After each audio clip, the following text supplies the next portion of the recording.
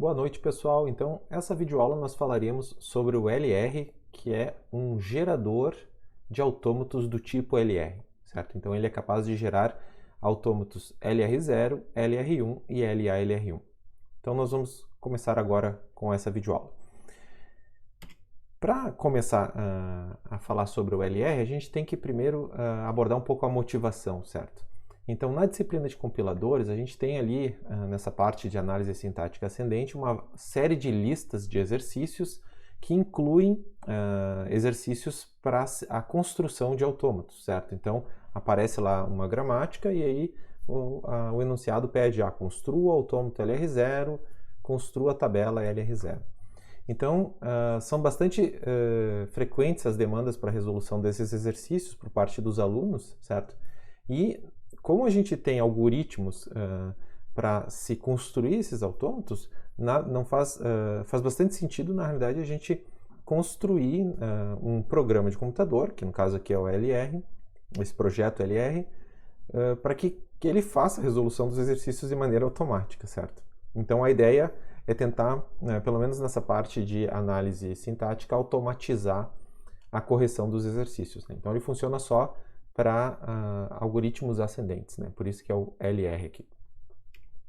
Então, essa ferramenta LR, ela é um gerador de autômatos LR, ela teve a sua concepção em outubro de 2015, quando eu já estava ministrando a disciplina de compiladores. E logo do início, o que eu fiz? Eu fiz basicamente o reconhecimento do formato de entrada, para a gente poder ser capaz de ler as gramáticas, né? E teve um pequeno início assim para se calcular o conjunto primeiro e sequência, certo? Que é uma das coisas fundamentais para depois a gente fazer todo o resto, né? Inclusive esses autômatos LR, né? Então, no ano passado, na pós-graduação no PPGC, teve o Marcelo que entrou como mestrando sobre minha orientação, e aí ele fez o primeiro semestre, e no segundo semestre ele, como ele era bolsista, eu propus para ele trabalhar na disciplina para a gente construir evoluir essa ferramenta pedagógica para a gente conseguir, digamos assim, fornecer para os alunos da disciplina de compiladores um corretor automático aí de autômatos LR. Então ele fez essa atividade didática, então a gente teve uma reativação bastante forte que culminou, então, no final desse semestre de 2019/2, na implementação completa dos autômatos LR, certo? O LR0, o LR1 e o LA-LR1. Então a implementação ela foi feita também lá em outubro de 2015 como um exercício de utilização da linguagem C++11, agora já temos novas versões, né? Mas a ideia era usar os recursos dessa linguagem, isso continua aparecendo no código, se vocês consultarem, então é todo implementado em C++. E a compilação ela é feita através da ferramenta CMake, então a geração de makefiles, esse tipo de coisa. O código ele é regrado pela licença GPL v3, né? Então é uma ferramenta de código aberto livre. As funcionalidades, então, nesse setembro de 2020, como eu já falei, então é o cálculo dos conjuntos primeira e sequência, a gente tem uma ferramenta específica para isso, e a geração dos autômatos LR0, LR1 e LA-LR1, que ao longo da disciplina de compiladores a gente aprende a construir esses autômatos e as tabelas que representam em memória como que funcionam esses autômatos, né? Então, para obter as fontes e compilar, o código está disponível então no GitHub, certo? Basta acessar esse link que eu estou utilizando aqui o ponteiro para mostrar. E para clonar o repositório e compilar, a gente tem esses três comandos. Então a gente vai usar o git para clonar, está aqui o link. Depois a gente constrói um diretório chamado build, dentro do diretório LR que foi criado. E esse diretório build vai ser onde a gente vai executar o CMake. Então é dentro desse diretório build que a gente constrói os makefiles, etc. E depois roda make. Então depois de dar o CMake, a gente tem que rodar um make para, digamos assim, compilar todos os binários que vão ser as pequenas ferramentas que implementam cada uma das funcionalidades. Então, no caso aqui, a compilação ela é feita fora da árvore de diretórios onde estão as fontes, certo? Então, uma compilação out of source, que a gente chama em inglês. Então, quando a gente lança o make, depois desse comando CMake, a gente lança o make, a gente tem 4 ferramentas. A primeira dela é first and follow, certo? Esse é o primeiro binário, que ele recebe a gramática e calcula o conjunto primeira sequência. a ferramenta chamada LR0, o binário LR0 constrói o autômato LR0, o LR1 o autômato LR1 e o LA LR1 o autômato LA LR1. Então todas essas 4 ferramentas têm um funcionamento bastante similar. Na entrada padrão desses programas, eles esperam que venha um texto com um formato específico que vai ter a especificação da gramática, certo? E a saída desses programas, ela é textual, certo? A gente sempre imprime na saída padrão, digamos assim, a informação que ela gera. Então, por exemplo, o First and Follow vai imprimir na tela o conjunto primeira sequência de cada um dos não terminais. Mas ela pode ser gráfica também, a gente vai ver isso mais para frente, principalmente para essas últimas 3 ferramentas. Só que essa saída gráfica ela se manifesta através de um arquivo auxiliar, então eu vou entrar em mais detalhes logo em seguida. Bom, antes da gente entrar nos detalhes de cada uma dessas ferramentas, a gente precisa entender como é que é o formato para a especificação da gramática. Então, eu trago uma gramática lá do exercício N3A6, da videoaula N3A6, então eu remeto vocês para aquela videoaula, se vocês quiserem ver como que a gente resolveu o conjunto primeira e sequência. Eu trago aqui no nosso quadro a resolução lá que foi feita naquele momento, certo? Onde a gente fez a análise de cada uma das nossas produções, calculamos o conjunto primeiro, certo?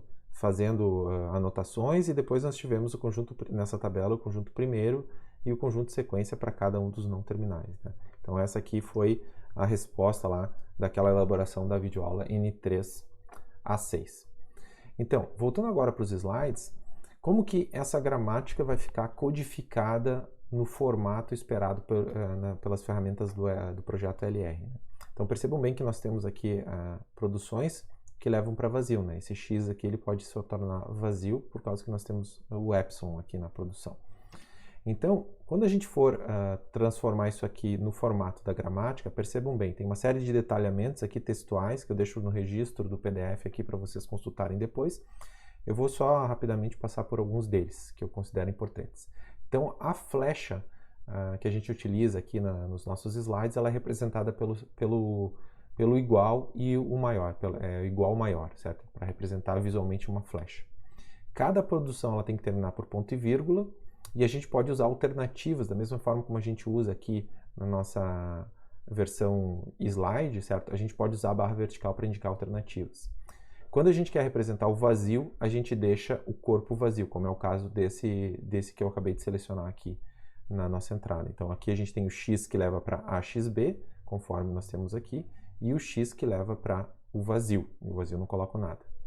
Uma coisa que é bastante importante também, porque caso contrário a gente não vai entender muito a saída, é que os símbolos eles têm que ser separados por espaços. Então eu não posso colocar, por exemplo, S que leva para XYZ, como eu fiz aqui, certo? Isso por quê? Porque a forma mais simples da gente saber o que é terminal e não terminal é especificando, então, um espaço para separar cada um desses símbolos, certo?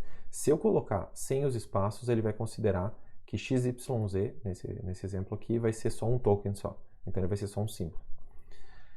Além disso, como é que a gente especifica os terminais e os não terminais? Os não terminais são aqueles que aparecem do lado esquerdo aqui. Então, a ferramenta ela tem uma certa inteligência, entre aspas, de que o que está do lado esquerdo da flechinha são não terminais, então ele vai assumir que o que está do lado direito, no corpo das produções, esses mesmos símbolos serão não terminais também. Então, todo o resto é considerado terminal. Além disso, deixa eu ver se tem mais alguma coisa importante. Isso, só uma coisa que é bastante importante, a convenção que a gente utiliza nos nossos slides é colocar o símbolo inicial da gramática na primeira linha. Então, isso também é utilizado dentro do LR. Então, esse símbolo S que aparece aqui é o primeiro que aparece na entrada e ele vai ser considerado no terminal inicial da gramática.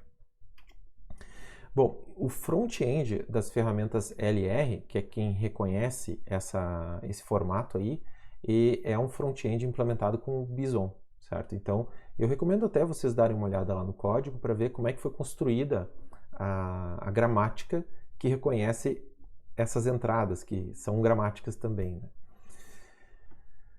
Bom, seguindo adiante, então, a gente vai começar agora olhando a primeira ferramenta, que é o First and Follow. Então, o First and Follow que eu mostro para vocês aqui é o arquivo conteúdo do arquivo n3a6.ee, então usei a ferramenta cat, né, no nosso shell, que basicamente imprime na tela o conteúdo do arquivo.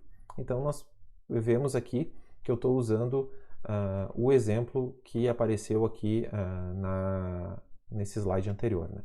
Então, para executar o first and follow, como é que eu vou fazer? Eu vou dar um zoom aqui para ver se consigo... Opa, não é assim que dá um zoom, assim. Então, eu vou dar um zoom aqui. Então, lá no nosso terminal, depois de ter compilado, né, as ferramentas, eu uso /first and follow, e para indicar que eu quero fornecer o conteúdo desse arquivo na entrada padrão, eu vou usar o sinal de menor. Então, isso aqui é muito semelhante com o que vocês já estão fazendo nas etapas do projeto de compilador, né? Então, qual que vai ser a saída? A primeira parte da saída, que é essa que aparece aqui na nossa tela, deixa eu dar um zoom out um pouquinho maior, aqui.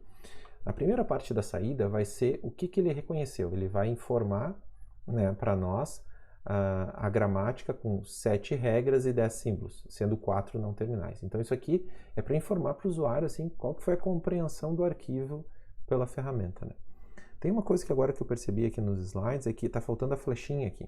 Então, eu vou passar agora para o nosso terminal para executar esse exemplo para a gente ver como é que fica no terminal quando vocês estiverem fazendo de verdade.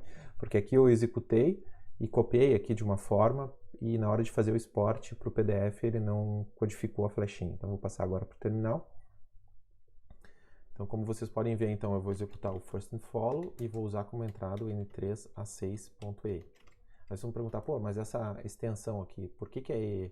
Isso aqui é só uma convenção, na verdade poderia ser qualquer arquivo, desde que ele seja um arquivo texto puro. Então vou mostrar aqui para a gente saber que ele é um arquivo texto puro. Opa, esse aqui é um arquivo simbólico, na realidade está em outro diretório, n3a6.e. Então podem perceber que ele é um arquivo de texto puro em ASCII, certo? Pode ser o TF8 também, não tem problema. Bom, então quando eu executo, notem que aparece justamente a flechinha ali, né? Então a primeira parte é o entendimento do que o programa interpretou. Então ele interpretou 7 regras e 10 símbolos. Então ele meio que transforma, ele põe uma regra por cada linha, certo? Enquanto que na nossa entrada, o que a gente tinha na nossa entrada era apenas 4 linhas, porque a gente tinha 3 linhas com 2 regras cada uma, né? Então quando eu executo dessa forma, eu tenho aqui a gramática que foi reconhecida e depois eu tenho os conjuntos primeiro de cada um dos não terminais, que são esses aqui, e os conjuntos sequência de cada um dos não terminais da nossa gramática, certo? Então esse aqui é uma ferramenta bem útil aí para vocês verificarem se as respostas dos exercícios das listas sobre primeiro e sequência, se elas estão corretas. Então basta fornecer, digamos assim, criar o arquivo de entrada com a gramática lá do exercício e executar o programa. Eu reconheço, se vocês quiserem contribuir com os arquivos já nos formatos, e aí vocês podem me mandar uma mensagem dizendo, olha, professor, aqui está o arquivo, eu já coloquei ele no formato do LR, ele faz referência à lista número tal, exercício número tal. Que daí isso eu posso depois mudar lá o PDF para conter já no formato do LR, para facilitar a verificação das respostas para as próximas gerações de alunos. Então, vou voltar agora então para os nossos slides, certo? Aqui. E vamos agora ver então o primeiro autômato LR0. Então, da mesma forma, a gente tem aqui o conteúdo do arquivo e nós temos então o programa LR0. Volto para o terminal aqui só para nos guiar, já que a gente tem aquele probleminha ali da geração da flechinha no PDF. Então, vou fornecer então a6.e. Aqui eu vou usar o less aqui, para a gente ver devagarzinho a saída. Então, a primeira coisa que ele imprime na tela, ele diz, reconheceu a gramática com 8 regras e 10 símbolos, certo? Só que essas 8 regras aqui, notem que originalmente, lá quando a gente executou com first, follow, eram 7 regras, porque a gramática original ela tem 7 regras. Então, por que o LR0 ele está dizendo que tem 8 regras? Porque ele adicionou, ele estendeu a gramática, como a gente faz lá nas nossas videoaulas de autômatos LR. A primeira ação que ele faz é estender a gramática. Então, ele utiliza um não terminal que não existe, certo? Para apontar para o símbolo não terminal inicial da gramática original. Depois disso, ele apresenta aqui todos os conjuntos de item LR0, todas as possibilidades de reconhecimento. Então, pode ser isso aqui bem longo, olha só. Vou mostrar aqui, ó, é mais que uma tela. certo? Então tem todas as possibilidades de ponto, isso ele calcula, inclusive o x que leva para vazio, percebam bem, ele vira o item LR0, o x que leva para ponto, certo? E segue. Depois aparece o autômato. Então o autômato ele aparece de maneira textual, muito parecida com a saída que o que o Bison informa quando a gente executa ele com uma opção de verbosidade, lá, onde a gente quer saber para ele relatar como é que ficou o autômato LA LR1 que ele gera. Então aqui, basicamente, o que a gente tem é o identificador do estado, a gente coloca o item de base, certo? Que é esse aqui, e depois os itens LR0 derivados daquele item de base. E depois a gente tem uma segunda parte, que são as transições, onde a gente diz que com o S maiúsculo, que é o não terminal, a gente vai para o estado 1, com o X maiúsculo a gente vai para o estado 2 e com o Azinho ele vai para o estado 3, que são justamente os símbolos que estão à direita do ponto aqui. Depois a gente, por exemplo, tem o estado 1, com uma sintaxe semelhante, só que esse estado 1 aqui ele tem o ponto depois do S, certo? Depois nós temos o estado 2, o estado 3 e assim por diante, certo? Então, nesse caso aqui, a gramática, eu vou até o final lá, ela tem 18 estados, certo? Então, é uma gramática bastante, que gera um autômato LR0 bastante grande. Então, seria muito penoso fazer isso manualmente, né, como a gente vinha fazendo nas videoaulas. Então, essa ferramenta auxilia bastante aí para nós termos uma resolução automática. Bom, então, isso era sobre o LR0. Vamos agora ver, então, o LR1. Deixa eu passar aqui para o próximo slide, embora isso não esteja aparecendo, só para eu saber onde é que eu estou na apresentação. Então, no LR1, a gente executa de maneira similar, ele vai reconhecer a gramática da mesma forma, ele estendeu. Só que aqui no LR1, ele informa também quais são os conjuntos primeiro e sequência dos não terminais. Então, essa informação ele considera importante no LR1 para se calcular o autômato LR1.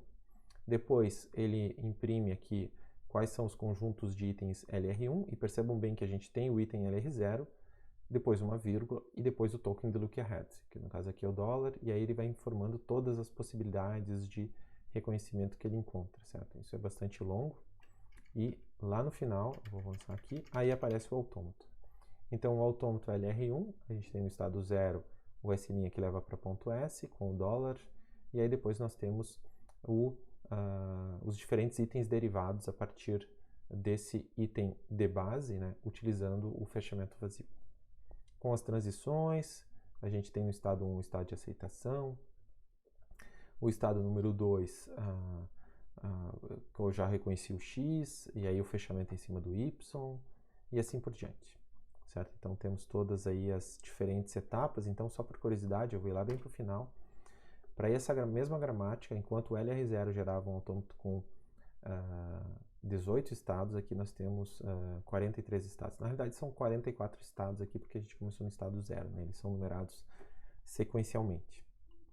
Vamos agora, então, enfim, para a gramática do para o autômato LA-LR1. Então, da mesma forma, a gente executa do mesmo jeito.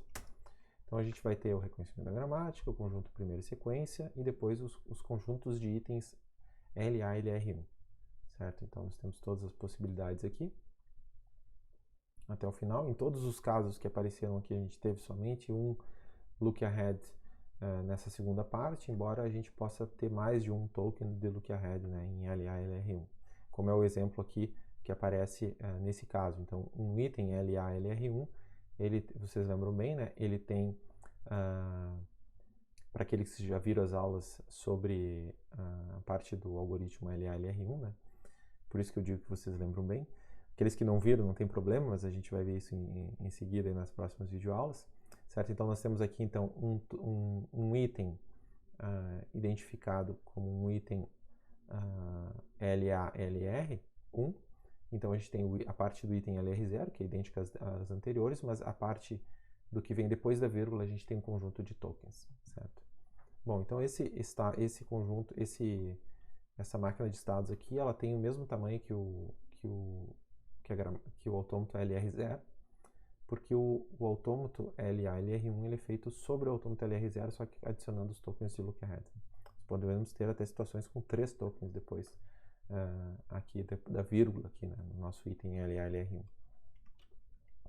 Bom, então eu volto aqui agora para os slides, certo? Nós estávamos falando aqui sobre o LA-LR1, então dando andamento.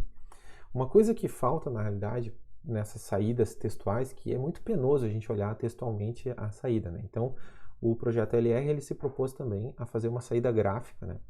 E aí a gente ficou na dúvida, bom, como é que a gente vai construir uma interface gráfica para isso? Isso é muito difícil de gerenciar. E na prática esses autômatos são grafos, então a gente pensou, bom, vamos utilizar uma ferramenta de visualização de grafos. Então uma ferramenta bastante estabelecida para se fazer esse tipo de coisa é a ferramenta que se chama GraphVis, que vocês podem instalar aí em qualquer Linux. Aqui eu tenho um Linux baseado em Debian, então basta fazer sudo apt install GraphVis, certo? O nome do pacote pode variar aí em função da distribuição. O objetivo nosso é nós termos essa ferramenta chamada Dot, porque essa ferramenta chamada Dot ela vai ser a ferramenta que vai ser utilizada para gerar o gráfico, né, a partir de uma especificação Dot. Então o LR, com esses diferentes algoritmos que implementam os autômatos, eles basicamente convertem aquela gramática que a gente fornece na entrada para um arquivo Dot também, certo? Então como é que isso funciona? A gente vai usar o comando que está especificado nessa célula, nessa coluna aqui, e a gente vai ter um arquivo de saída. O nome do arquivo de saída é fixo, certo? E ele muda em função de qual é o tipo do binário que a gente executou. Então, se eu executei o LR0, o arquivo de saída vai ser o lr0.dot. Então, eu forneço na minha entrada padrão o arquivo com a gramática, e ele vai funcionar do mesmo jeito. Na realidade, todas aquelas execuções que a gente já fez ali, elas já geraram esses arquivos .dot, certo? Só que se a gente quiser ignorar essa saída textual, a gente pode jogar a saída de erro, que é onde ele imprime as informações, para o dev null, né? Então, efetivamente ignorando aí a saída do programa, porque a gente quer só o arquivo .dot, né? Então, eu vou fazer uma demonstração disso funcionando primeiro com o autômato LR0, né? Então, executando esse programa, vou voltar aqui para o terminal, certo? Terminal. Aqui. Então, executando esse programa, executei, notem que o programa já terminou porque eu ignorei toda a saída, né? Se eu não colocar isso aqui, aí ele vai me imprimir tudo na tela, né? Como a gente pode ver, então na realidade eu quero ignorar a saída de erro, que é onde ele imprime essas coisas, então eu simplesmente executo dessa forma. Então ele me gerou agora o arquivo lr0.dot, ele tem 13 kilobytes, e se a gente fizer um file nele para a gente saber que tipo que ele é um arquivo texto puro em UTF-8 e tem umas codificações em HTML que nós utilizamos para fazer ficar mais bonitinho, digamos assim, o gráfico, né? A gente pode abrir ele com o editor de texto, vou abrir ele aqui com o VI para ficar no terminal, e a gente pode ver aqui que tem toda uma parte de HTML, daí a gente pode até pensar, pô, isso aqui é um arquivo HTML, mas na realidade ele está com a sintaxe do GraphVis, certo? Então a gente pode ver que a sintaxe aparece aqui tem state 0, flechinha, state 1, então essa é a sintaxe que o GraphVis utiliza para a gente representar, digamos, uma transição entre dois nós de um grafo. Então, depois de feito isso, o que a gente vai usar? A gente vai usar o comando dot, então, para gerar um arquivo gráfico, certo? Então, aqui no nosso exemplo, eu estou usando o dot, certo? Eu estou passando o parâmetro "-t png" para a gente informar qual que é o tipo do formato de saída, que eu quero um arquivo bitmap codificado em PNG. Eu forneço o arquivo de entrada e depois o "-o", o próximo parâmetro depois do "-o" vai indicar qual que é o arquivo de saída, que nesse caso aqui é o N3A6 LR0 output.png. Quando eu executo isso aqui, pode eventualmente demorar, porque é um algoritmo de posicionamento de grafos para gerar um gráfico, não é uma coisa tão trivial, certo? Dependendo do tamanho do grafo. Agora, se eu olhar qual que é o tipo do arquivo, nós temos aqui um arquivo PNG, tem esse tamanho aqui, essas dimensões, colorido e não entrelaçado. Bom, o PNG pode ser problemático, eu posso querer também gerar um PDF, né, que é um arquivo em formato vetorial, então ele tem suporte para saída PDF também. Nesse caso aqui eu gerei o PDF, então nós temos então um arquivo PDF, que daí fica mais bonito, por exemplo, para colocar nos slides, por exemplo. Então aqui nos slides eu estou usando o próprio PNG que a gente gerou, certo? Que é esse aqui, o N3A6 LR0 output. Então é assim que fica a cara do autômato final. Então, para essa gramática aqui. Então, o estado inicial ele é sempre o estado zero, certo? A gente não tem aquela flechinha apontando para ele. Então, eu vou dar zoom aqui só para a gente ver. Opa! Eu vou dar zoom aqui só para a gente ver o estado zero, que é esse que vocês podem ver aqui. Então, nós temos o estado zero, a transição com S, certo? Indo para o estado 1, transição com X e assim por diante, certo? E aí nós temos todos os demais estados até chegar no final aqui. Não fica indicado também qual que é o estado final. O estado final a gente sabe que é aquele estado que tem o S' que leva para esse ponto, certo? Então, no caso aqui, o estado inicial é o 0, o estado final é 1.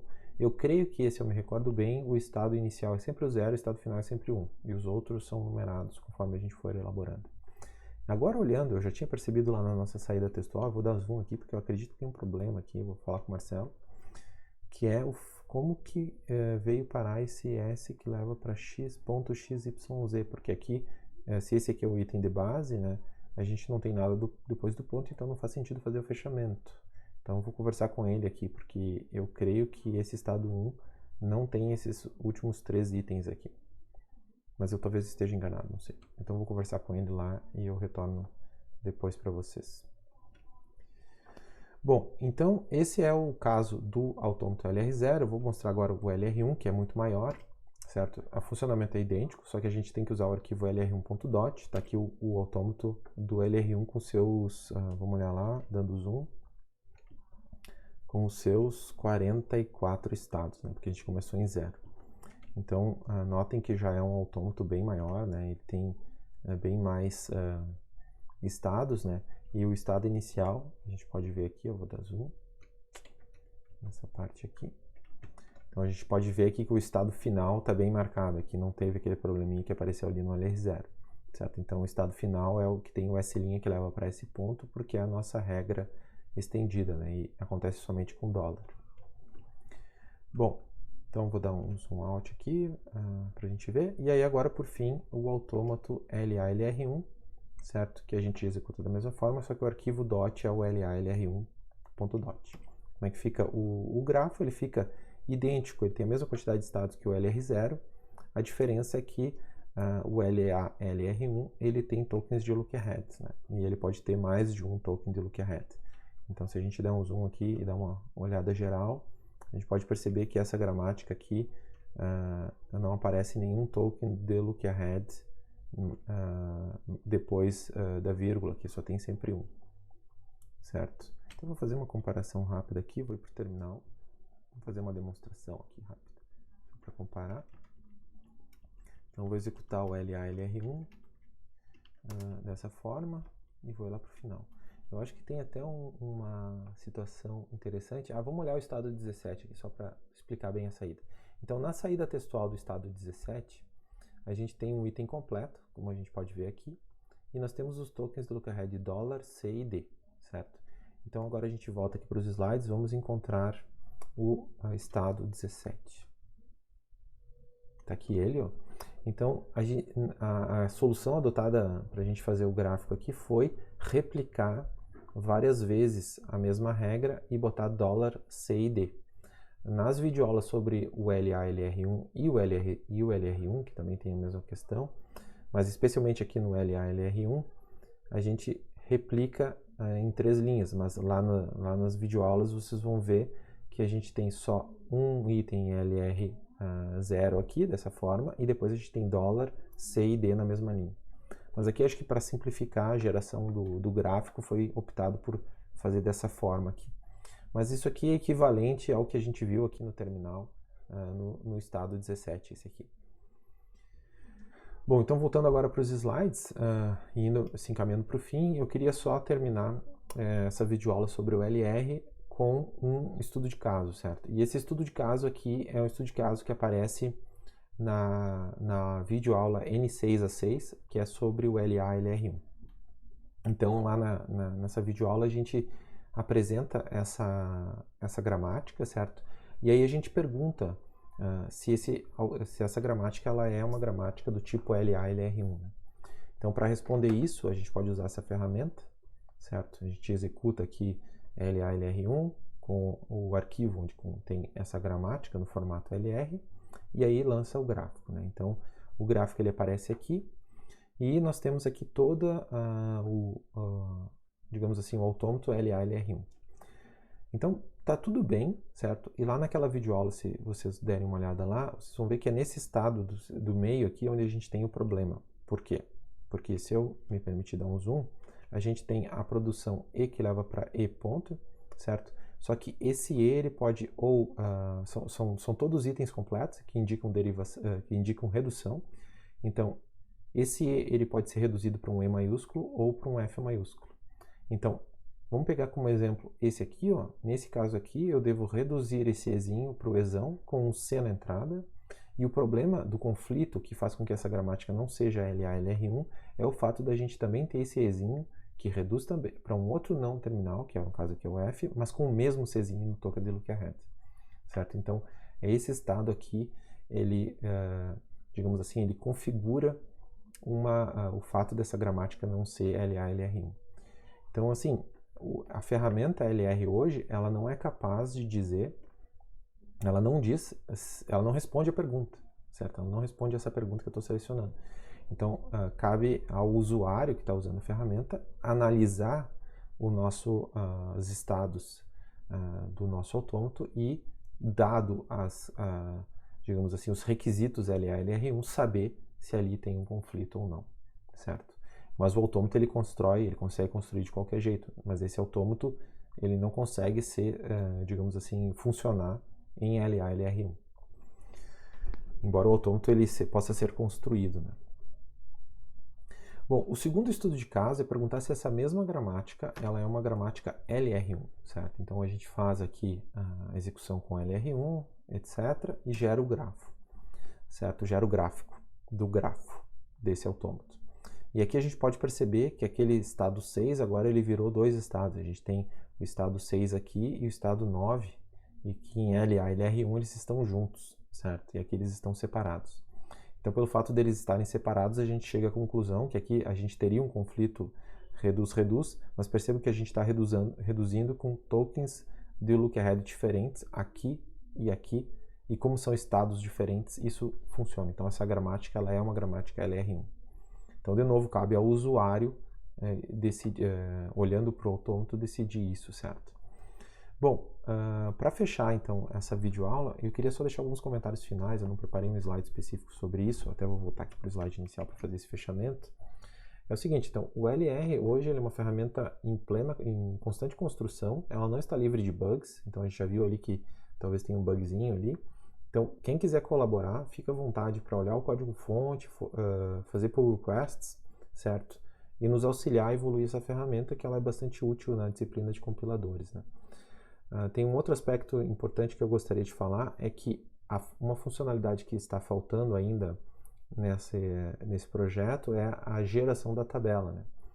Ou a geração, digamos assim, daquela versão tabular desses autômatos, né? Hoje a gente só tem uma versão textual, seria talvez interessante ter uma saída tabular, ou diria ainda mais, uma saída de código em C, certo? Que implementa esses autômatos, né? Da mesma forma como o Flex e o Bison implementam saídas em C para aquelas expressões regulares ou para aquela gramática. Aqui a gente poderia fazer a mesma coisa, já que a gente já tem a máquina de estados pronta, né? Então a gente poderia simplesmente gerar um código em C capaz de fazer a análise sintática, né? Bom, pessoal, com isso eu termino então essa videoaula. Espero que ela tenha sido proveitosa e eu espero que essa ferramenta seja útil para vocês também, para resolução de exercícios e enfim, para verificar se vocês estão conseguindo aprender corretamente aí os conceitos que a gente está vendo na disciplina. Eu deixo um grande abraço para vocês e até a próxima.